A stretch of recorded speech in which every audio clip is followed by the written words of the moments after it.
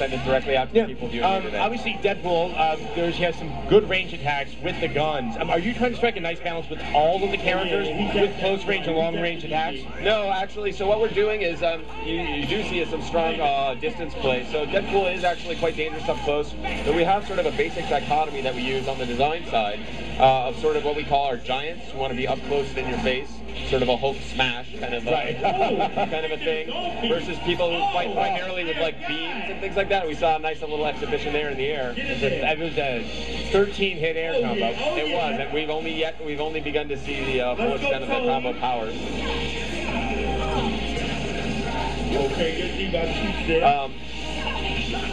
Boy, it's hard to tear myself away from the action. There's just so much that's happening up on screen. Yeah, so fast. Yeah, it's funny is that you and I also don't have some standardized terminology in terms of the moves. That we're kind of making it up as we're going along. You hit the nail on the head. Actually, Marvel 2 commentary, the action is so fast and furious in that game that what they're forced to do many times is use basically a series of shortcuts.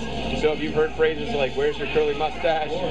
Pringles, this kind of stuff, they're talking about very specific things in the game. To try and describe the action as quickly as it's happening, which is a challenge beyond us in some ways. I would like to acknowledge, and I'm blanking on the name, but one of the announcers for Marvel vs. Capcom 2 is absolutely astonishing in how fast he can get that information out there. Yeah, those guys are awesome. They're a special breed. I don't even think about trying to step up on that. I tip my hat to all of them. It really is remarkable skill. Commenting on Marvel is almost as hard as playing Marvel at the kind of level we've seen. We ran out of time, and with player 1 winning, that would be Keats. Yeah, he's taunting the crowd.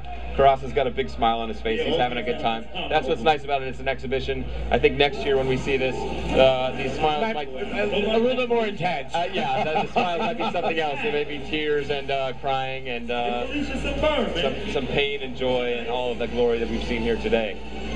So this one's going to be Chris Redfield and Morrigan on player 1. I think this is the first time we've seen Chris Redfield today. What are some of the unique characteristics of how he fights? Chris Redfield, basically, of course, from Resident Evil 5, has a number of his Resident Evil 5s, or his Resident Evil period weapons at his disposal. So he fights with a lot of weapons and is able to really lock down his opponent at a great distance by using a bunch of guns, rocket launchers, and grenades. His grenades in particular are super nasty. It looks like he was brought in very briefly, I think, attempting an assist. I don't know if it worked out. Yeah. Is that one of the strong suits? Yeah, he's got a great assist. He's got a grenade. He just quickly throws out a grenade on the ground. That's not going to win you a match on your own, but what it does is sets up new opportunities. So while the opponent is dealing with that grenade, you're maybe dashing to the other side, setting them up for something new, and that's really the name of the game with Marvel.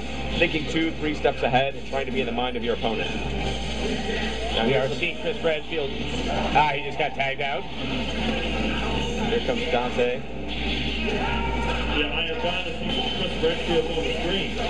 Yeah, he's afraid to bring in Chris Redfield because it's sometimes difficult to tag in the opponent when you're fighting against somebody who's so vicious and on top of you so hard that it's difficult to bring. You just have to have that perfect timing, and then Yeah, you got to create your opportunities.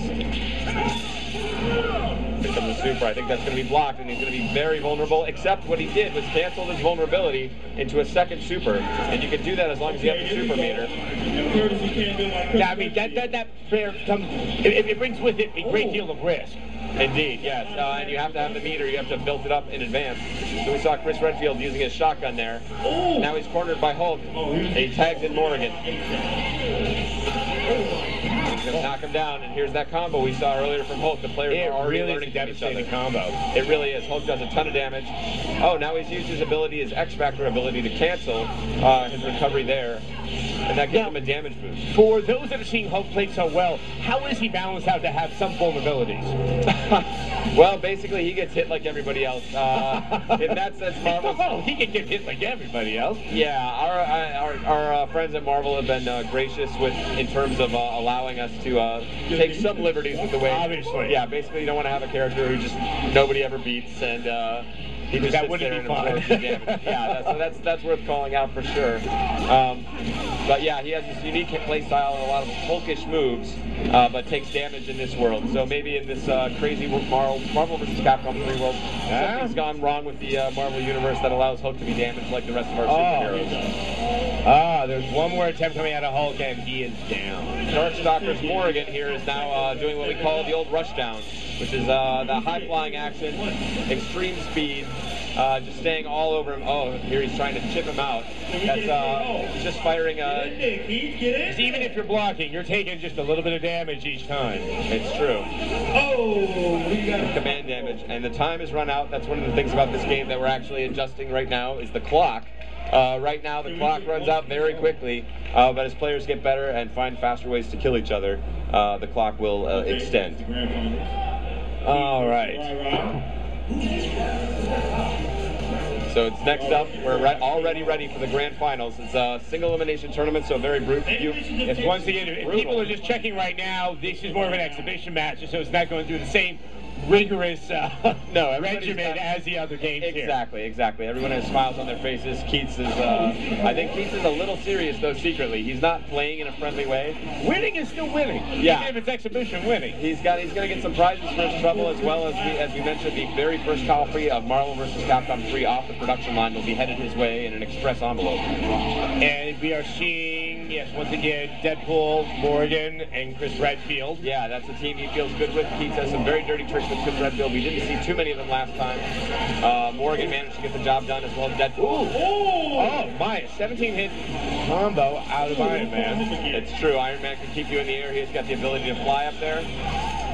Works on what we're seeing right now. And Deadpool is able to cancel his own super attack into another super by using, again, that X-Factor ability. So you can trigger that to basically cancel your recovery on a move. And, oh wow, Deadpool out of there. And here comes the Hulk. So Morgan is taking a pounding. And the Hulk is going to launch him right into that Iron Man beam. And Keats is taking it on the chin here. Let's go, Extremely fast rush down. Here comes Chris Redfield, so he's going to fire off his grenade super. That's his Iron Man. So that's Chris Redfield. Oh, there he's laid a mine there quickly, so Iron Man's going to have to respect that. Iron Man's so fast. Chris Redfield just wants to get him off the screen. Have a chance. Looks like it may work any moment now, and yes, Iron Man is out. He's down. So he's thrown that grenade down there. Now he's going to begin his keep-away game with those guns and a series of grenades. Trying to keep him out. That shotgun, very powerful. That time he faked it. Oh no, that's going to be dangerous. This may be the DHC. And the whole ground pounding to bring the rocks from the sky. All right, first match of our finals, and we have a proper KO. That's right. So that's the first one. As these guys get their teeth into the game, Keats again, the big smile. Keats is going to have to figure something out here, or Rai is going to take this home. So 2 out of 3. 2 out of 3. We have one down already. They're sticking with the same teams. I like that. And the reason they're sticking with the same teams is because they've already developed tactics that we've seen for how to use the team in combination. Teamwork is not just sort of some sort of hokey thing that high school coaches talk about. In Marvel vs. Capcom 3, it's the difference between life and death. If you don't have a character team that works well together in the way you choose to play the game, I think that's the important part. It's not that there's like some sort of secret, like, oh, these 3 things mean I will win. It has to be what works with your play style. No, I'm glad you brought that up, because that's been the story of all weekend, is people say, well, oh, we know this character beats that character, and really what we've seen here today, all day, is that it's the player, not the character. So if you find something that works well for you, fits your flow, stick with it and do your best, and you'll find success. So right now it looks like a much more even match, with Keats really having drawn a little more blood. I mean, Deadpool and Hulk are fairly even right now in terms of their health. They are. Any character that tags out is able to heal up while they're off screen, but when you're on screen, you're often in the... Oh, that's that same nasty combo. We may have to... That's going to be a KO for Deadpool. Deadpool is dead. Deadpool has been Keats' strongest character. And I was about to say, they may put him at a deficit, because that's been the one that's just brutalizing all of his opponents.